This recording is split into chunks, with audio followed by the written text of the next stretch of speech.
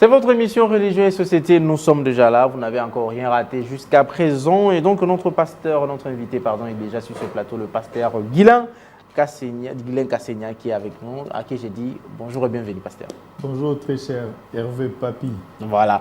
Alors, nous allons parler de ces sujets, la succession sacerdotale. Que dit la Bible? C'est-à-dire, c'est une question qui suscite débat un peu de la société. Mais d'entre deux jeux, qu'est d'abord signifie exactement dans le contexte chrétien la définition des successions sacerdotales? Merci beaucoup Hervé. Je suis très content, vous avez à la fois deux prénoms. Ça me rappelle presque tous mes enfants ont chacun deux prénoms, sauf un seul qui en a un. Lui, celui-là, Dieu ne m'a pas donné deux prénoms. En fait, vous avez parlé on parle de la succession sacerdotale. Voilà. Mais j'aurais commencé d'abord par parler des sacerdoces et je vais parler de la succession. Voilà. En fait, les sacerdoces, c'est quoi? C'est un système que Dieu a mis en place parce que Dieu voulait à tout prix venir habiter avec son peuple. Après que Adam et Ève aient chuté, il fallait que Dieu continue à garder ces liens entre lui et son peuple. Alors, Dieu étant saint, l'homme est devenu pécheur. Il faut créer un pont. Il a commencé déjà par le faire au niveau du jardin d'Éden, ne voyant pas par quelle manière il devait continuer à s'approcher d'Adam. Suite à son péché, Dieu va tuer un agneau et il va revêtir Adam de la peau et verser du sang par terre.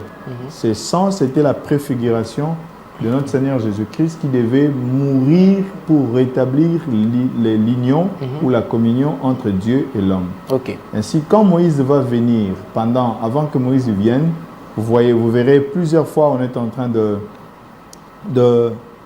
répandre du sang, de faire des sacrifices du sang, jusqu'à ce que Moïse vienne. Quand Moïse vient, Dieu maintenant lui donne ces systèmes qu'on appelle sacerdoce. Donc tu dis, tu établis un tabernacle dans lequel il y a des prêtres, il y a des lévites, il y a des chantres, il y a beaucoup de gens, il y a des ustensiles de culte qui permettent à ce qu'il y ait un pont entre Dieu et l'homme.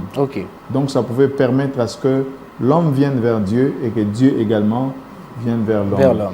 Maintenant, par rapport à la Bible, parce que l'homme est mortel, il n'est pas immortel, il fallait maintenant commencer à réfléchir déjà en ce qui concerne la succession.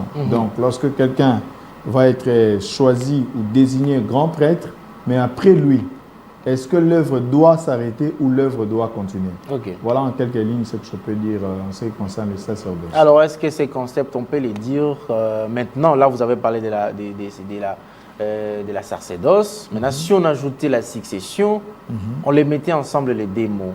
Peut-on dire que non, ça a un fondement biblique? Bien sûr que si. Alors, le fondement biblique, il y en a à la fois dans l'Ancienne Alliance et dans la Nouvelle Alliance. Dans l'Ancienne Alliance, Dieu choisissait des serviteurs seulement dans la lignée d'Aaron. Ainsi, la succession là-bas se faisait aussi dans cette logique-là. Donc, ne peut devenir prêtre que celui qui est de la lignée d'Aaron. J'aimerais dire ou attirer l'attention de ceux qui nous suivent, c'est que la Bible dit il y eut un homme de la lignée de Lévi qui épousa une femme de la lignée de Lévite. Même quand il s'agit de Jésus, Dieu n'a pas pris au hasard. Le choix de Joseph et de Marie n'a pas été un choix hasardeux. Dieu a choisi Joseph qui est issu de la lignée de Judas et il a choisi Marie qui est issue de la lignée de Lévite. Marie est la cousine d'Élisabeth. Donc, ils étaient déjà de cette lignée-là, au moins des Lévites. Donc, les sacerdoces, normalement, ça s'est donné par l'homme et non par la femme.